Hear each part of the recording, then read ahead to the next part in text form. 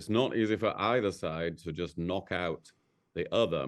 Certainly if Ukraine receives this sort of support, and the support that's being announced today by the UK is also really good because it's actually very important bits of military kit, like more Storm Shadow missiles, and some boats and maritime artillery.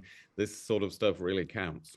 Rishi Sunak is in Poland now, where he's shoring up the UK's commitment to Ukraine in its war with Russia, promising another £500 million worth of funding. 2 years on from Russia's invasion, it looks like Ukraine is on the back foot. The Prime Minister says he's giving the money ahead of what could be a difficult summer for the Ukrainians. William, do we need to whisper this, but the chances of this war coming to an end with a Russian either stalemate or victory, is that closer than ever? Are you worried that Ukraine are actually going to lose this war, or at least going to be compelled to sue for peace?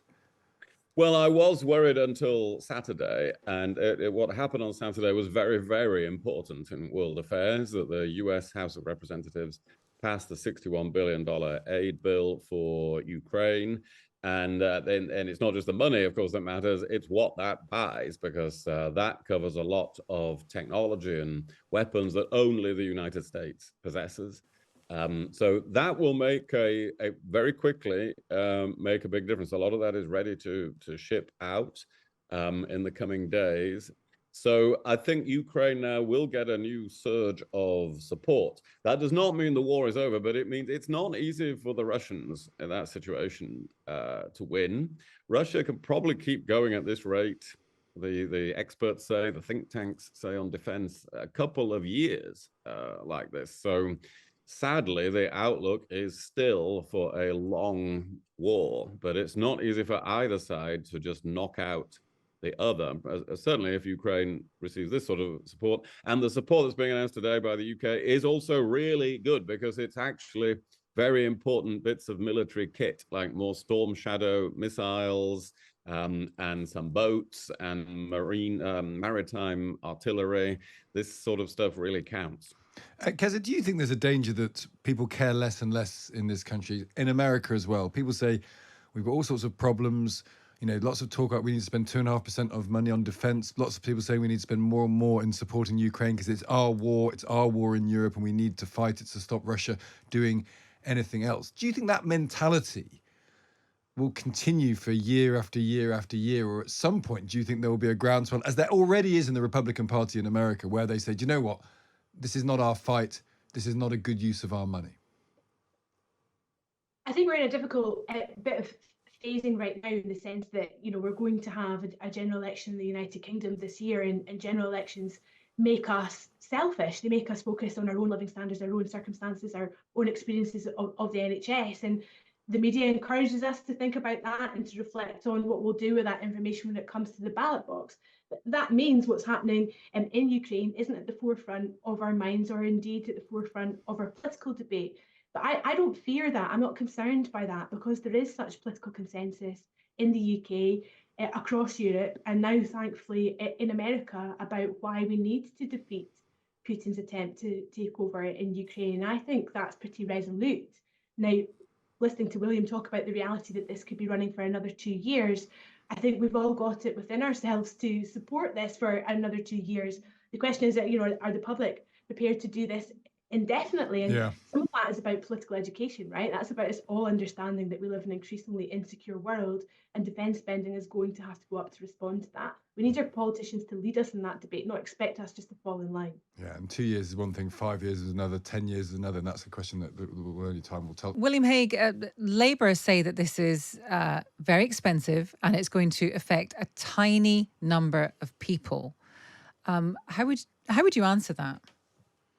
Well, the test, of course, is going to be, is it really a deterrent? You know, this is obviously a very controversial thing. It's passed through Parliament with great difficulty, finally passing during the night. There are all these attacks on it that it's expensive and so on, which it is. The test is going to be, well, does it actually work? Does it put people off illegal migration? Because that is the whole idea of it. And so now we are going to find out. I mean, at least now, that is really going to be tested. Can it get going on a sufficient scale that it reduces the scale of illegal migration across the channel? So I think, you know, even in the Labour Party, they should now, okay, they've fought against it, they've had reasons for that, but at least now we should see in the coming months whether this approach works, and they should want to find that out, just like everybody else.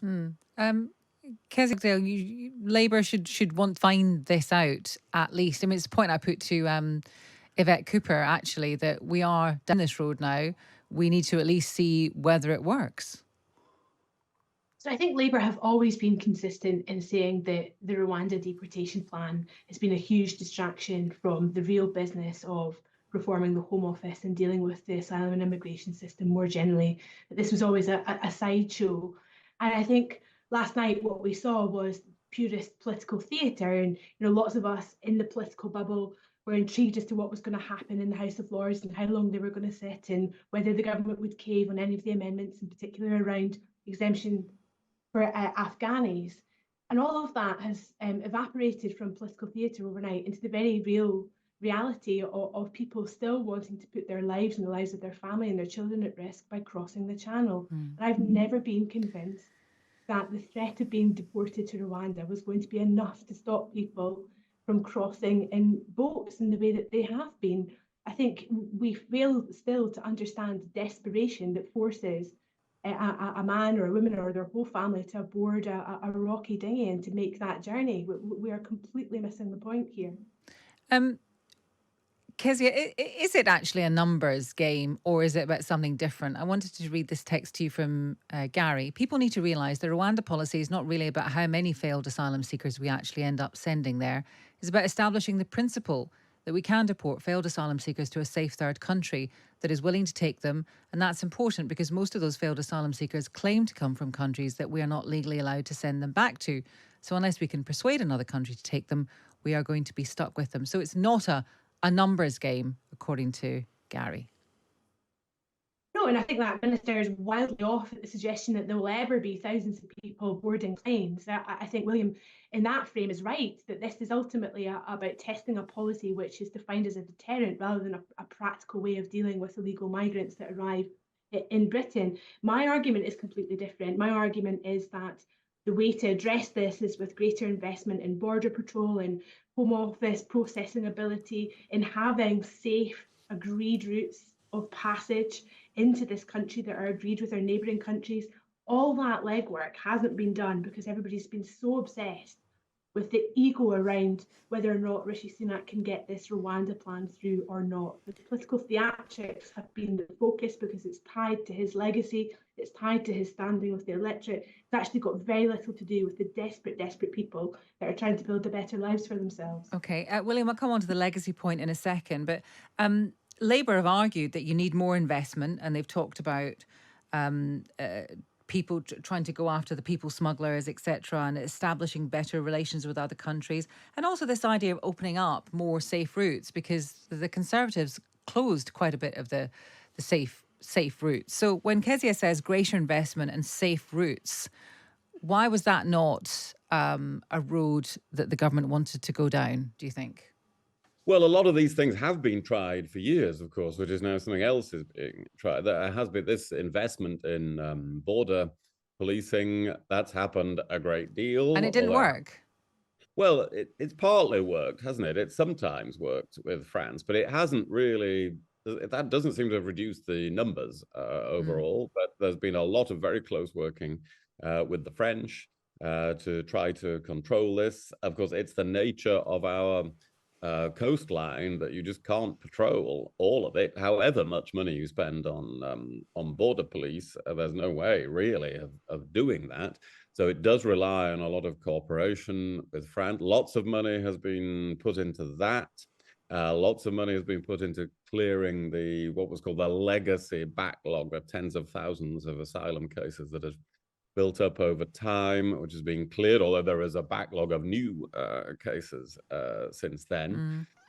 So it's not that, I don't think anybody is saying in the government that this is the whole answer, the Rwanda policy. It's just that part of the answer is what Gary, who wrote in, just said quite rightly. Part of the answer is being able to show that you can get sent to a third country, to a different country, and that therefore you have to take that into account. Where if you migrate to Britain through an illegal route, and as I say, now we will see. We actually can prove whether that works or not, but at least now there is the chance to see whether it works.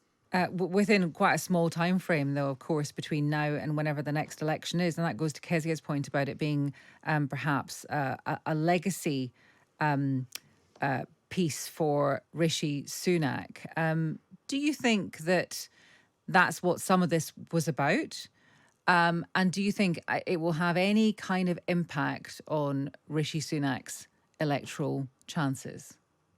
Well, I think immigration will be an issue in the general election. It's bound to be, because if you ask people in opinion surveys what they're most worried about in the country, they will say the economy, the health service, and immigration. Those will normally come out at the top of people's immediate front of mind concerns. So it's bound to be an important issue in the general election. All the parties will come under scrutiny from it. They'll have a challenge from the Reform Party.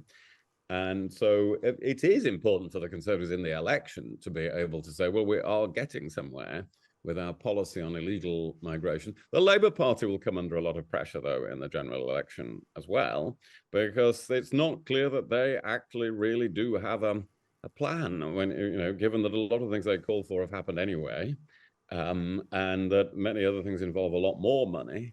Do they really have a credible plan on migration? I think they'll need to have some strong answers to get through the general election campaign. Kezia, do you think they'll have the strong answers? Because you've gone through what the plan would be. We spoke to Yvette Cooper about it, but some people are reacting and saying, we've tried all this before. We've tried it all with all the best intentions. It didn't work for whatever reason. Who knows why? Don't they really need to have a new plan? I disagree with that, actually. I think of all of the frontbenchers in Keir Starmer's cabinet, Yvette Cooper is an incredibly serious politician who has consistently over the years been very focused on offering alternative solutions to what the government of the day is proposing and saying what Labour would do with power.